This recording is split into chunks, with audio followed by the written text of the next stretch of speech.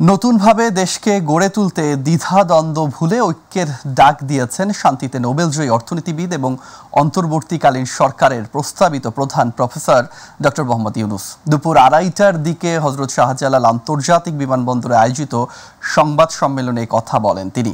ইউনূস বলেন, নতুন বিজয়ের মাধ্যমে বাংলাদেশ নতুন বিজয় দিবস শুরু করল।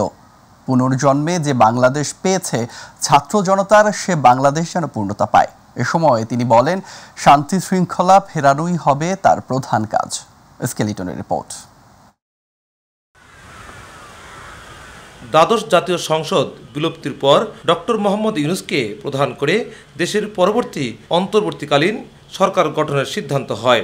গেল মঙ্গলবার রাতে বঙ্গভবনে রাষ্ট্রপতি মোহাম্মদ শাহাবুদ্দিনের সঙ্গে তিন বাহিনীর প্রধান ও ছাত্র আন্দোলনের সমন্বয়কদের বৈঠকে নেওয়া হয় এই সিদ্ধান্ত। অবশেষে অপেক্ষার অবসান ঘটিয়ে ফ্রান্স থেকে বাংলাদেশ সময় দুপুর 2:10 দিকে ডক্টর মোহাম্মদ ইউনূসকে বহনকারী ফ্লাইট হযরত শাহজালাল আন্তর্জাতিক বিমানবন্দরে অবতরণ করে। বিমানবন্দরে ডক্টর ইউনূসকে অভ্যর্থনা জানান সেনাপ্রধান ওয়াকারুজ্জামান। বিমানবন্দরে বিভিন্ন কর্মকর্তাদের সঙ্গে শুভেচ্ছা বিনিময় শেষে দেশবাসীর উদ্দেশ্যে কথা বলেন ডক্টর ইউনূস। এ সময় নতুনভাবে দেশকে গড়ে তুলতে দ্বিধাদ্বন্দ্ব ভুলে ঐক্যের ডাক দেন তিনি।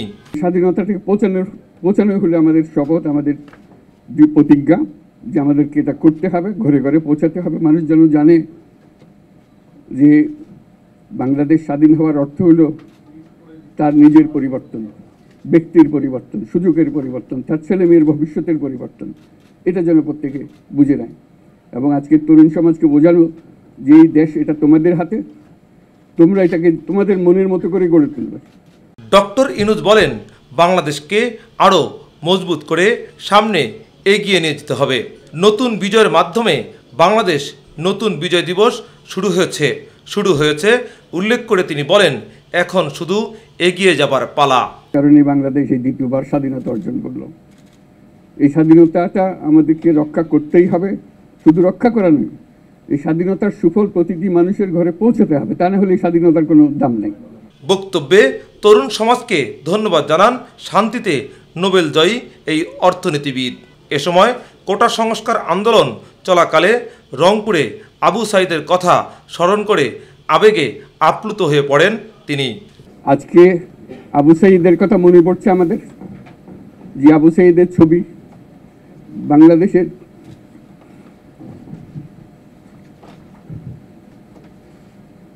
প্রতিটি মানুষের মনে গেঁথে আছে। এটা কেউ বলতে পারবে না। আমার উপরে আস্থা রেখে আমাকে জানিয়েছে, ছাত্ররা আমাকে আহ্বান দিয়েছে, সেটাতে আমি সাড়া দিয়েছি। দেশবাসীর কাছে আমার আবেদন, আপনারা যদি আমার উপরে বিশ্বাস রাখেন, আমার উপরে ভরসা রাখেন, তাহলে নিশ্চিত করেন যে দেশে কোনো জায়গায় কারো উপরে হামলা হবে না। বাংলাদেশ খুব সম্ভাবনাময় দেশ হতে পারে মন্তব্য করে তিনি বলেন, সব হিংসা বিভেদ ভুলে আবার জেগে উঠতে হবে। এ সময় সারা বাংলাদেশ একটি পরিবার বলেও মন্তব্য করেন ডক্টর মোহাম্মদ ইউনূস। যে ক্রিয়েটিভিটি আছে, সৃজনশীলতা আছে, সেই সৃজনশীলতাকেও কাজে লাগাতে হবে। এটা শুধু বই খাতাতে লেখার জিনিস না, এটাকে প্রকাশ করার জিনিস, স্থাপন করার জিনিস, সেটা করা। এটা আমরা এই আজকে আমাদের পুরো কাজটা হলো, দায়িত্বটা হলো, তারা যেটা অর্জন করে নিয়ে এসছে এখন তাদেরকে দিয়ে এটাকে করিয়ে দেওয়া, আমাদের সমস্ত কাঠামোগুলো পরিষ্কার করে দেওয়া। স্কেলিটন, মাই টিভি, ঢাকা।